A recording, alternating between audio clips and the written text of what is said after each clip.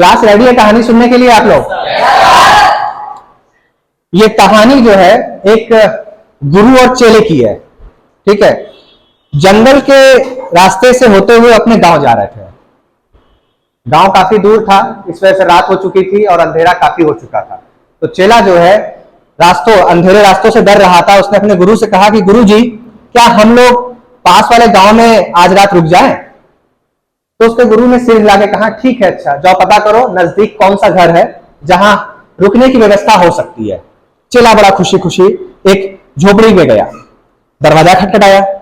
एक आदमी अंदर से आता है, शायद वो उस झोपड़ी का मालिक था। उसने उससे आग्रह किया कि क्या मेरे गुरु और मैं आज रात आपके यहां पर रुक सकते हैं, क्योंकि हम लोगों का गांव काफी दूर है और रात हो चुकी है, हम लोग अब रात में सफर नहीं करना चाहते हैं। वो आदमी बड़ा दयालु था, उसने कहा कि ठीक है, आप जो है रात भर रुक सकते हैं, कोई दिक्कत नहीं है। वो गुरु और चेला जो है उस आदमी के झोपड़ी में घुसते हैं। जब वो झोपड़ी में घुसते हैं तो देखते हैं कि झोपड़ी बड़ा ही टूटा फूटा सा, अंदर से उथल पुथल, मतलब वो बहुत ही गरीब आदमी था। ठीक है, उसकी गरीबी को देख करके गुरु पूछते हैं कि क्या काम करते हो? तो कहता है कि मेरे पास बहुत जमीन है, लेकिन वो जमीन बंजर है। लोग कहते हैं कि उसमें खेती करने में कोई फायदा नहीं है, खेती करोगे तो तुम्हारी मूर्खता है, उस पर कुछ नहीं उगेगा। तो गुरु कहते हैं कि अच्छा, तो फिर तुम अपना रहन बसर करने के लिए, अपना जीवन यापन करने के लिए क्या करते हो? कहता मेरे पास एक भैंस है, मैं उसी भैंस के दूध को बेचता हूं और अपने घर को, अपनी जीविका चलाता हूं। ये सब बात हुआ और वो लोग खाना खा करके रात में सो जाते हैं। गुरु जो है धीमे से रात में उठता है और शांति से अपने चेले को उठाता है, हिला करके उठाता है और कहता है कि इसकी भैंस चोरी करके चलो भागा जाए। चेला जो है समझ नहीं पाता कि आखिर ये गुरु उसका ऐसा कर क्यों रहा है। और जब चेला भैंस खोल करके ले जा रहा होता है तो रास्ते में पूछता भी है कि गुरु आपने ऐसा क्यों किया? उसका पूरा परिवार इसी भैंस के दूध की कमाई से जो है चल रहा था।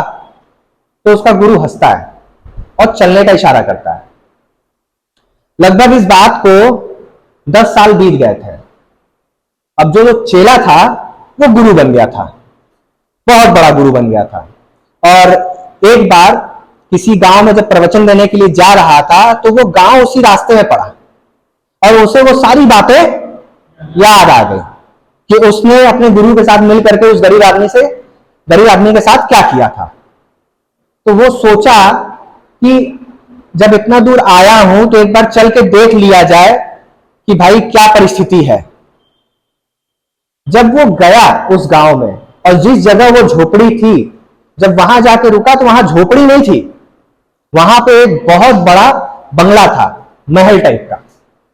वो बड़ा सकपका गया, वो पता नहीं क्या क्या सोचने लगा कि हम लोग भैंस चोरी करके ले गए तो शायद वो कर्जा उठा लिया होगा, अब कोई बड़ा जमींदार आ गया होगा जो अपना महल बना लिया होगा। पर जिज्ञासापूर्वक वो जानने के लिए, उस आदमी से मिलने के लिए वो दरवाजा खटखटाता है। दरवाजा खोलता है तो मालूम है कौन रहता है? वही आदमी रहता है।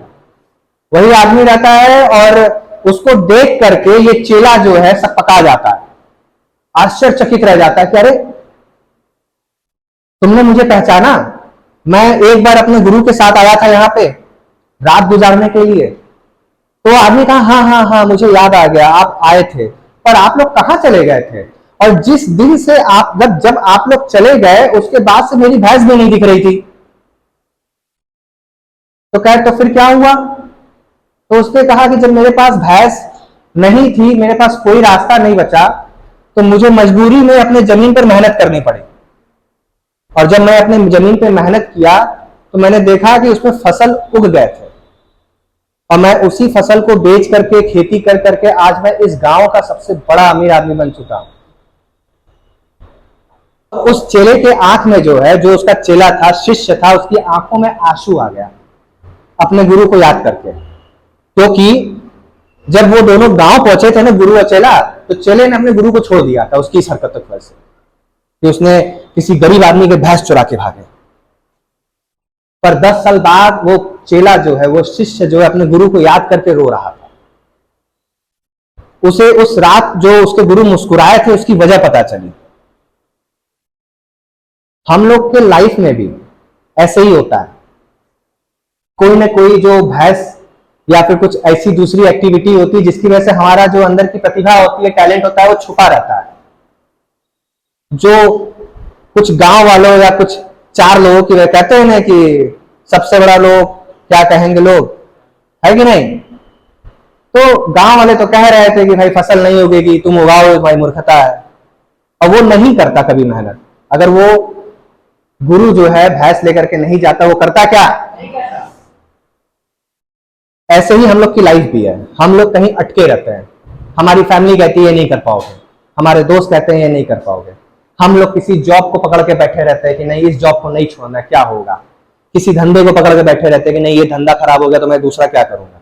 और उसके चलते कहीं ना कहीं लोग तो हमारे टैलेंट को, हमारी प्रतिभा को दबाते ही हैं, हम लोग भी नहीं समझ पाते हैं।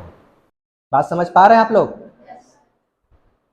हम उम्मीद करेंगे कि आप भी कहीं अगर अटके हो या कोई रोक रहा है तो उन सबको तोड़ करके जो आपकी इच्छा है उस पर काम करो, अपने टैलेंट पे वर्क करो, ताकि आप भी इस दुनिया में एक सफल व्यक्ति, एक सफल इंसान बन सको। धन्यवाद।